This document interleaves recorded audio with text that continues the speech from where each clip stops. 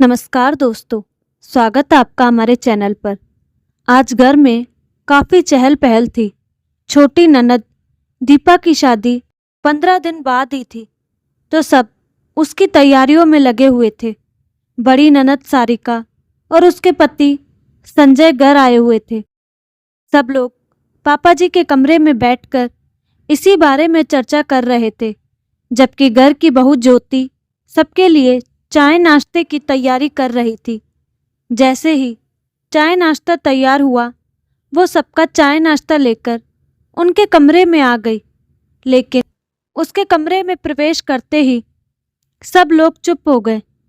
ज्योति को ये बात बहुत अजीब लगी, पर फिर भी उसने सबको चाय नाश्ता परोसा और खुद भी अपना चाय नाश्ता लेकर बैठ गई। लेकिन तभी मम्मी जी ने उसके पति पारस को ज्योति को बाहर भेजने का इशारा किया, जिसे ज्योति ने भी देख लिया। लेकिन अनजान होने का नाटक करती हुई वो चुपचाप बैठी रही। आखिर पारस ने ज्योति से कहा, ज्योति, हम लोग कुछ जरूरी बात कर रहे हैं, प्लीज तुम अपने कमरे में जाकर नाश्ता कर लो। ज्योति ने प्रश्न भरी नजरों से पारस की तरफ देखा, जैसे कह रही हो कि मैं भी तो इस घर की सदस्य हूँ, भला मेरे सामने बात क्यों नहीं हो सकती। मुझे भी तो इस घर में क्या चल रहा है वो सब बातें जानने का हक है। शायद उसकी ये बात सारिका ने समझ ली, इसीलिए वो ज्योति से बोली, भाभी, वो क्या है ना कि जब आपके लायक कोई काम होगा तो हम आपको जरूर बुलाएंगे। अभी तो आपका कोई काम है नहीं, तो आप नाश्ता करके अपने काम खत्म कर लो। वैसे भी आपको पता है, शादी के घर में बहुत से काम होते हैं और आप घर की बहू हो तो आपको ही सबको संभालना है। उसकी यह बात सुनकर ज्योति ने मन ही मन सोचा, हाँ, मैं तो घर के काम करने के लिए हूँ, बाकी तो मुझे पता भी नहीं कि कौन कब चला जा रहा है और कहाँ क्या खर्च हो रहा है, घर में क्या सामान आया और क्या नहीं। बाजार से भी सामान लाकर सीधे अलमारी में रख दिया जाता था। मुझे तो कुछ भी बताया नहीं जाता, पर इतने लोगों के बीच बोलकर अपनी क्या बेइज्जती करती, इसीलिए चुपचाप उठकर अपने कमरे में आ गई। काफ़ी देर तक तो उससे कुछ खाते ही नहीं बना, पर भूखे क्यों रहना, आखिर काम तो उसे ही करना था। इसलिए अपना नाश्ता ख़त्म किया और प्लेट रखने रसोई में जा ही रही थी कि देखा सब लोग तैयार होकर कहीं जा रहे थे। संजय जी तो अपनी चाबी उठाकर पापा जी के साथ बाहर निकल लिए। वहीं दोनों नंदे अपना बैग लहराती हुई बाहर आई और भाभी को बाय कहकर निकल गई। सासू माँ मीनाक्षी जी भी बाहर आई और ज्योति को काम बता दिया। बहू, हम लोग जरूरी काम से बाहर जा रहे हैं, तुम दोपहर का खाना तैयार कर लेना और खाने में कुछ अच्छा बना लेना। सारिका और दामाद जी यहीं खाना खाएंगे। उसे काम बताकर वो भी बाहर निकल गई। पारस बाहर आया और कमरे में अपना वॉलेट और बाइक की चाबी लेने चला गया। तब तक ज्योति भी कमरे में आ गई। पारस, तुम सब लोग कहीं जा रहे हो क्या?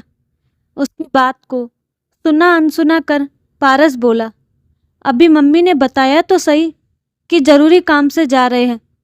हाँ, पर कहाँ जा रहे हो ये तो बताया ही नहीं। अब जरूरी है क्या हर बात तुम्हें बताना? बता तो दिया कि जरूरी काम से जा रहे हैं, और मम्मी ने तुम्हें जो काम बताया वो कर लेना, और भगवान के लिए खाना ढंग का ही बनाना। कहता हुआ पारस अपना वॉलेट और चाबी लेकर वहाँ से निकल गया। ज्योति उसके पीछे पीछे दरवाजे तक आई तो देखा सब लोग कार में बैठे थे। पारस भी जाकर अपनी बाइक पर बैठ गया, पर पता नहीं क्यों ये लोग अभी भी रवाना नहीं हो रहे थे। ज्योति वहीं दरवाजे पर खड़ी उन लोगों को देख ही रही थी। ऐसा लग रहा था जैसे वो लोग किसी का इंतज़ार कर रहे हैं। 10 मिनट बाद उसे घर में काम करने वाली विमला काकी आती दिखी। उनके आने पर मीनाक्षी जी ने उन्हें अपने पास बुलाया और उन्हें कुछ समझाकर वो लोग वहां से रवाना हो गए। पीछे पीछे पारस भी रवाना हो गया। विमला काकी घर में आ गई तो ज्योति ने दरवाजा बंद किया और आके सोफे पर निडाल होकर बैठ गई। विमला काकी अपने काम में लग गई। सबसे पहले उन्होंने मीनाक्षी जी के कमरे की सफाई की और फिर बाहर निकलकर उस कमरे के दरवाजे पर ताला लगा दिया। उसे ताला लगाते देखकर ज्योति ने पूछा, अरे काकी, ताला क्यों लगा रही हो? उसकी बात सुनकर विमला काकी ने उसकी तरफ देखा और बोली, मैडम ने कहा है कि उनके कमरे की साफ सफाई करके ताला लगा देना। ज्योति ने उनके आगे कुछ नहीं कहा, पर उसे हैरानी तब हुई जब विमला काकी ने चाबी उसे देने की जगह अपनी कमर में खोस ली और घर के बाकी के कमरों की सफाई करने लगी। ज्योति उसे काम करते देखती रही और सोचती रही, यही इज्जत है मेरी इस घर में। एक नौकरानी पर भी आंख मूंद कर विश्वास था, पर अपनी बहू पर नहीं। माना कि विमला काकी यहाँ 10 सालों से काम कर रही है, पर मैं भी तो इस घर की इकलौती बहू हूँ। आज नहीं तो कल मुझे ही तो सबको संभालना है। खैर, ज्योति ने देखा कि जैसे जैसे विमला काकी सफाई करती जा रही थी, वैसे वैसे सब कमरों पर ताला लगाती जा रही थी। उन्होंने सिर्फ ज्योति का कमरा, रसोई और हॉल को ही छोड़ा था, वहां ताला नहीं लगा था। ज्योति अभी भी सोफे पर ही बैठी हुई थी कि विमला काकी अपना काम खत्म कर जाने लगी। तब ज्योति ने टोका, काकी, आप तो जा रही हो, अब सारे कमरों को ताला लगा दिया तो चाबी भी दे दो, नहीं तो जब वो लोग आएंगे तो दरवाजा कैसे खोलेंगे? उसकी बात को सुनकर विमला काकी बोली, माफ करना बहू रानी, पर मेम साहब ने मना किया है आपको चाबी देने से। उन्होंने कहा है कि ताला लगाकर चाबी पड़ोस वाली उषा जी को दे जाना। कहकर विमला काकी घर से निकल गई, जबकि ज्योति सोफे पर बैठी एकटक उन्हें जाती देखती रह गई। इतना बड़ा अपमान उससे बिल्कुल बर्दाश्त नहीं हो रहा था। उसे अब घर में घुटन सी होने लगी थी। आखिर उसकी गलती क्या थी? बैठे बैठे उसे वो दिन याद आया जब वो कॉलेज के फर्स्ट ईयर में थी। वो एक ऐसे परिवार से संबंध रखती थी जहाँ लड़कियों की शिक्षा का कोई मोल नहीं था, जहाँ 10वीं तक पढ़ाई कर ली, बस उसके बाद शादी कर दी जाती थी। पर ज्योति के माता पिता ने उसे बड़े अरमानों के साथ अपने परिवार वालों से लड़ झगड़ कर कॉलेज भेजना था, तो वो चाहते थे कि उनकी बेटी अपने पैरों पर खड़ी हो। वो हमेशा उसे आगे बढ़ता हुआ देखना चाहते थे। इसलिए अपने रूढ़िवादी परिवार के खिलाफ जाकर भी उन्होंने उसे पढ़ाया लिखाया और आगे की शिक्षा के लिए शहर भेजा। गांव के माहौल से निकलकर ज्योति पहली बार शहर में आई थी। उसे यह स्वतंत्रता, यहाँ का रहन सहन बहुत बार रहा था। वहीं कॉलेज में पारस से उसकी मुलाकात हुई थी। वो फाइनल ईयर में था। पहले दोस्ती हुई, फिर प्यार। फाइनल एग्ज़ाम जाते जाते तो दोनों शादी के सपने बुनने लगे थे। पारस का तो वैसे भी आगे पढ़ने का मन नहीं था। उसे तो अपने पापा का बिजनेस ही संभालना था, इसलिए उसके लिए ग्रेजुएट होना ही बड़ी बात थी। लेकिन इधर ज्योति पर पारस के प्यार का ऐसा खुमार चढ़ा था कि उसे ये तक समझ नहीं आ रहा था कि उसके माता पिता पर क्या बीतेगी। उसका एक कदम उसके घर में आने वाली हर लड़की की शिक्षा को रोक सकता था। पारस ने उसे सपने भी वैसे ही दिखाए थे। वो अक्सर कहता, आखिर इतना पढ़ लिख कर तुम्हें कौन सी नौकरी करनी है? तुम तो एक बिजनेस फैमिली में जा रही हो। हमारे यहाँ तो नौकर चाकर काम करते हैं। तुम्हें तो वैसे भी शादी के बाद ऐश ही करना है। ज्योति धीरे धीरे उसकी बातों में आने लगी थी। गांव में पली बड़ी लड़की को शहर के ऐशो आराम अपनी ओर खींचने लगे।